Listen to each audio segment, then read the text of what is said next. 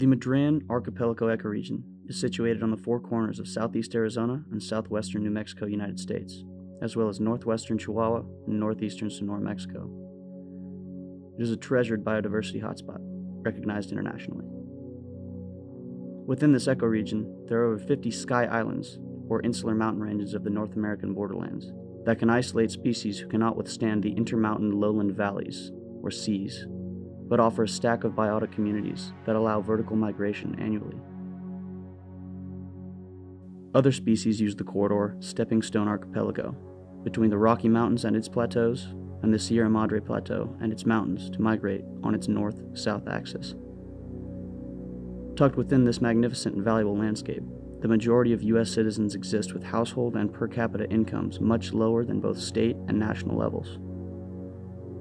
The majority of people living in rural areas depend on ecosystems and related biodiversity for subsistence, security, and income. Land use change driven by humans began here about 200 years ago, threatening the forest, the range, aquatic habitats, pushing some vulnerable flora and fauna to decline as urban areas sprawl out. I started by reading about the area, the past, and what had happened, and I learned that the past management and the past history of this region was 3: cattle, copper, and cotton. Now, cotton, we know, uses a lot of water in the desert. Cattle, why would cattle be a problem? Well, cattle eats vegetation, and it's on the mountainside and in the valleys, and it could be a problem. Copper, well, when they discovered copper mines, they needed the fuel to produce the copper, so that they cut down all the trees on the mountainside, but just clear cut. So the Chiricahuas were pretty denuded. And when they were denuded, they opened up to the sun, the soil opened up, and the sun shone in, and the grass seeds that were in the ground, maybe for centuries, started to grow big time. So the men were delighted. The cattle company, Chiricahua Cattle Company, put sheep and cattle and sometimes goats up on the hills, and in a short period of time it pretty much denuded the hills, so that what they had left was mountainsides that were rocky and bare ground, compacted, and as the rains came, that soil washed off the bottom. And as the soil came down more and more each year and deeper, cutting deeper and deeper, the water table was in the washes was dropping, so that the land on either side didn't get benefit from the soils, from the wet soil, because it just rushed through and couldn't really penetrate the soil because there was little vegetation. We had a super dry summer year last year, 2020 and 2019. We were down, some of our pastures to about 2 inches of rain, where we normally get 14, 15. Then came this year's monsoon. I say that the wind started to blow and half my ranch blew to New Mexico. And then came a super record monsoon, and we got 22 inches of rain. 2 3-inch rains within 4 days on land that had been dry and grazed. So the other half of my ranch went on down these little canyons and headed on over to the San Pedro River. That is why the Sky Island Restoration Collaborative, also known as SIRC, was formed. This grassroots partnership spans administrative boundaries to conserve both our nation's unique natural heritage with deep commitment to preserving minimal viable habitats by restoring and protecting the remaining wild places using low-tech natural infrastructure and low-cost climate adaptation solutions. The project that we're standing at here, we're just outside of the Borderlands Wildlife Preserve. We're about 12 miles as the raven flies from the Sonoran border to the south, and the main focus of this particular project is to connect the large swaths of protected public lands the Coronado Forest, 2 districts of the Coronado Forest with each other, so that wildlife and plants have a corridor to move across. And really that's the Huachucas and the Patagonias to the south, and the Santa Ritas, which you can just see right in peeking over the side there. The work that we've been doing here is erosion control structure work. It's very simple, essentially reorganization of the landscape in a slight way that's almost intuitive and has been practiced for many millennia. So this particular structure was built to stop that erosive action and try to rebuild up that soil, capture that sediment, slow that water down, increase infiltration, and allow for natural revegetation.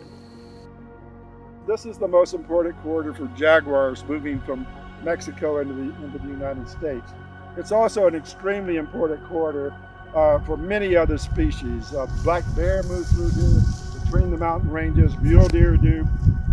This is an area of extraordinary biological diversity because it's a confluence of the Sierra Madre to the south, the Rocky Mountains to the north, very diverse sky islands in between. We get winter rains from the west and summer rains from the east, and all in between we have species that depend on the flora and the fauna to the north and the south, and rains to the east and the west. An exceptionally high biological diversity. In the very scene that you can see me behind me here, there are 14 different threatened and endangered species that are known from this little watershed right in front of you, and far more when you get back away from the stream into the mountains behind us. An area of exceptional biological diversity that was under exceptional threat of development. On the west side of this highway, there was a place called 3 Canyons that had been platted for 200 houses. We bought 173 residential lots, and our plan was to sell 23 lots to raise the money to protect the other 150 lots. But now we've gone far beyond that. We've bought hundreds of acres to the north, and on this side of the highway we now have about 1,600 acres under conservation easement and big plans to do a lot more.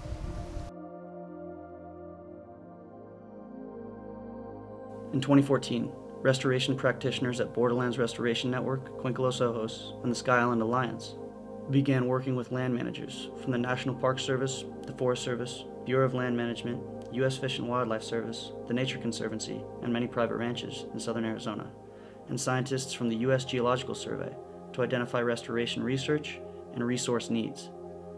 Using the SIRC as a vehicle for information sharing, training, and project implementation, funded by Bat Conservation International, National Fish and Wildlife Foundation, Biophila Foundation, and the Walton Family Foundation.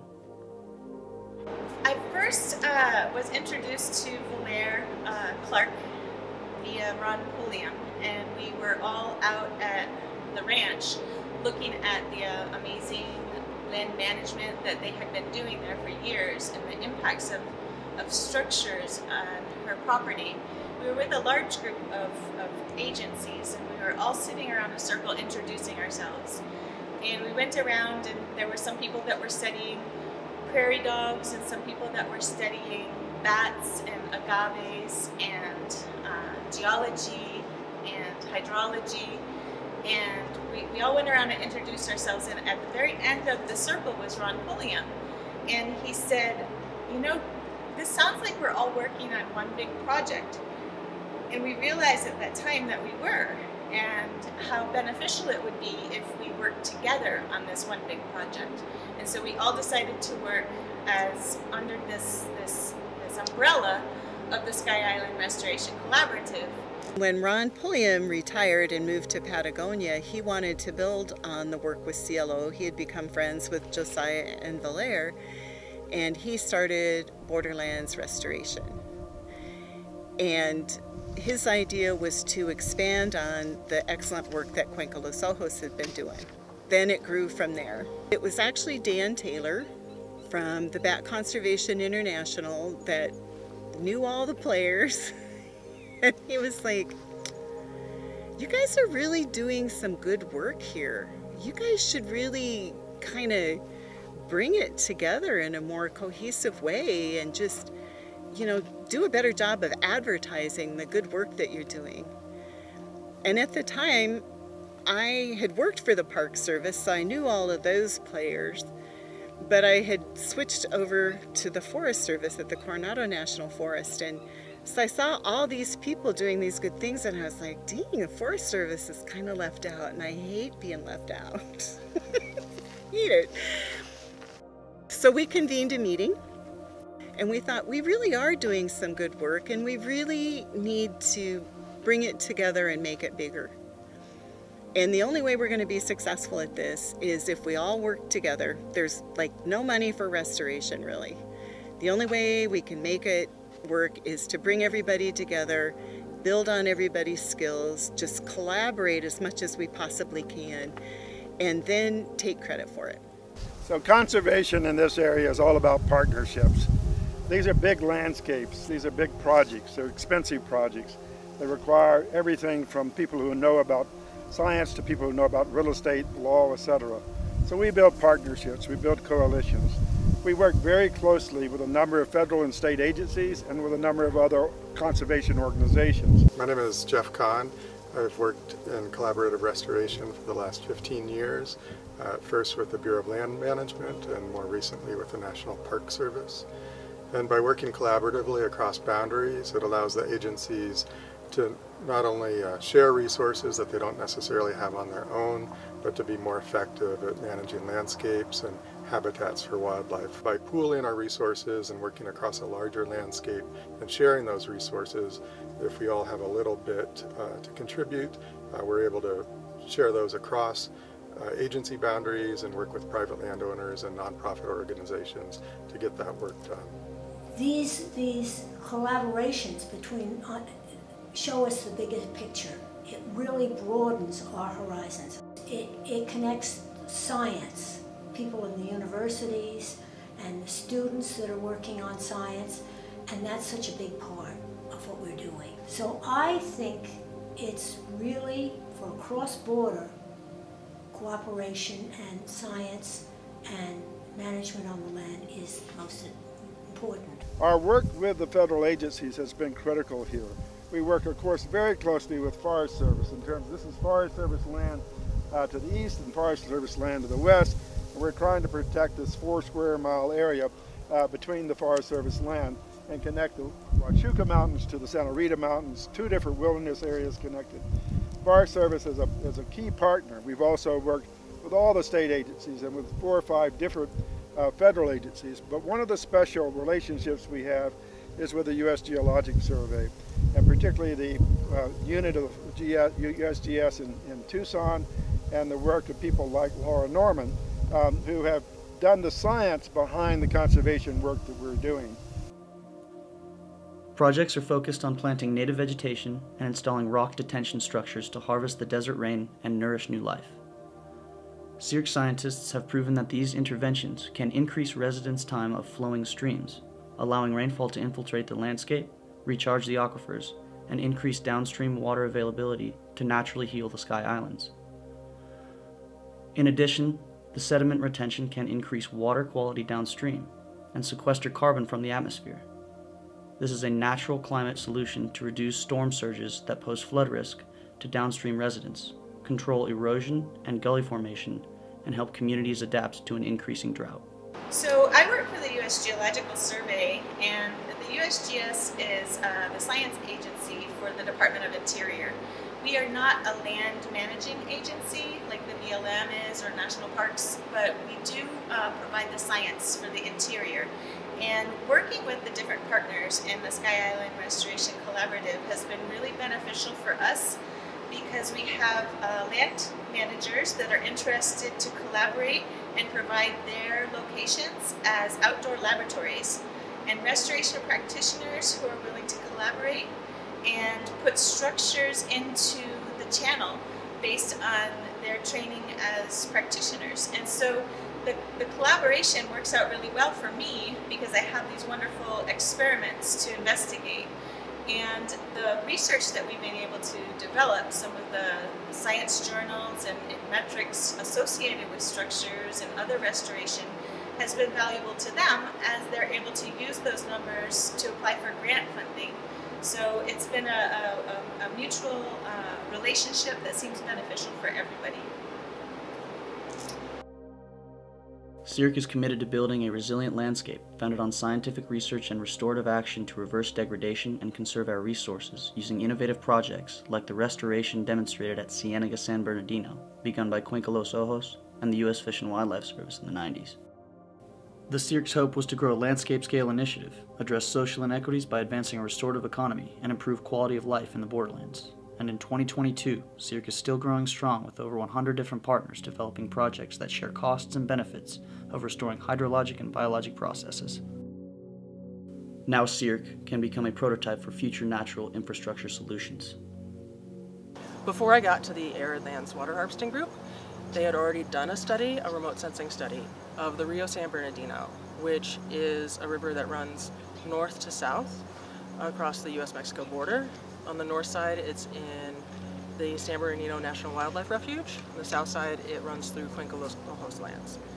And they had looked at the sites of watershed restoration structures, the gabions themselves, and they saw that using satellite imagery, vegetation greenness had increased over the course of 25 years, while the rest of the landscape was experiencing a drought and vegetation greenness had decreased. Now, when I got to the group, I took that and I extended that research along the river, downstream and upstream of the structure sites.